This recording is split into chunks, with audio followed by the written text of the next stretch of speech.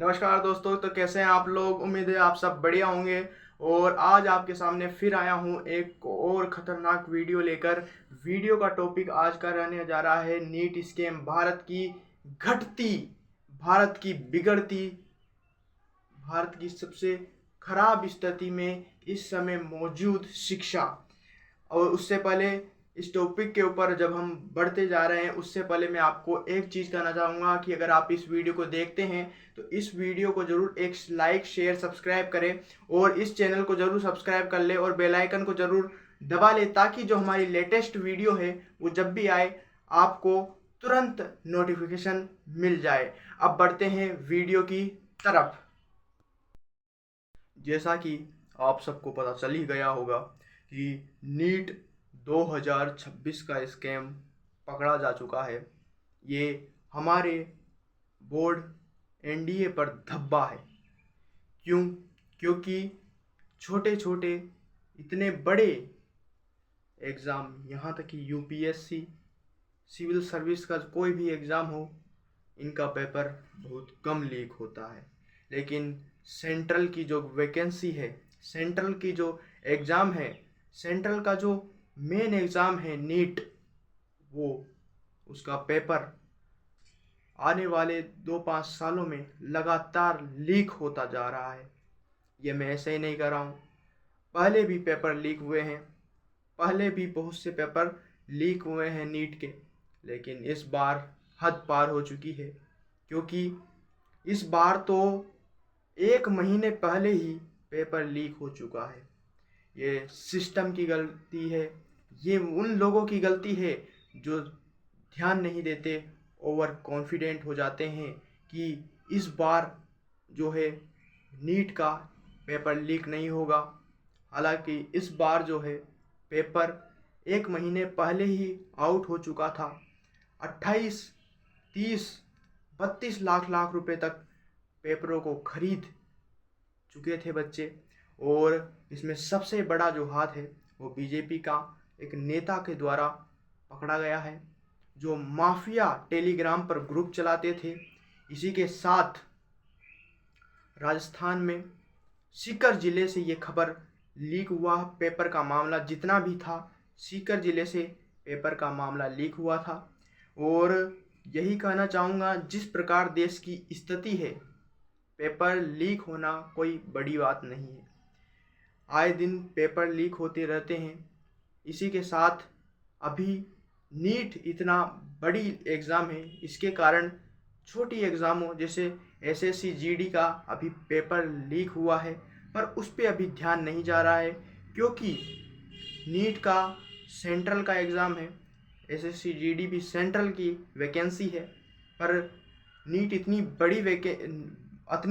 बड़ी qualifying paper है, जिसके कारण एसएससी जीडी का जो पेपर लीक हुआ है उसका कम दावेदारी प्रस्तुत है। इसके बारे में लोगों को पता नहीं है, पर खबरों के मुताबिक तो यही है कि एसएससी जीडी का भी पेपर लीक हुआ है।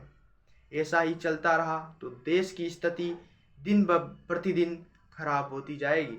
अगर हमें देश को सुधारना है तो इसके बारे में सोचना होगा। एनडीए को सोच समझ कर निर्णय लेने होंगे। चाहे आप पेपर इतना टफ बनाइए कि कोई व्यक्ति कर ना पाए। अभी रीट का पेपर हुआ था, अभी लैब असिस्टेंट का पेपर हुआ था, उसमें जब जिस प्रकार आपने कठिनाइयाँ डाली है, उसी प्रकार मैं ये कहना चाहूँगा एनडीए से कि उसी प्रकार कठिनाइयाँ डालें, ताकि बच्चे सिलेक्शन ज़्यादा हो सके। जो ईमानदार हैं उनका सिलेक्शन जल्दी हो, और जो डेली पढ़ते हैं, डेली किसी ने मेहनत की होगी, लगातार साल भर साल उसने ट्राई किया होगा कि इस पेपर के लिए, नीट के पेपर के लिए, लेकिन उन्हें क्या पता था उनकी मेहनत किसी काम की नहीं रहेगी।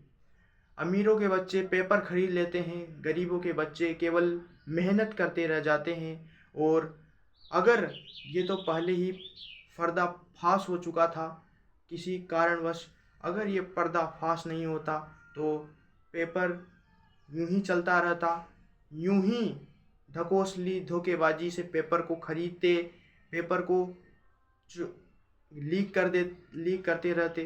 टेलीग्राम पर सबसे बड़ा कांड मुझे लगता है कि यही हुआ है। इससे भी बड़े बड़े कांड टेलीग्राम पर हो चुके हैं, लेकिन इससे बड़ा कांड क्या होगा।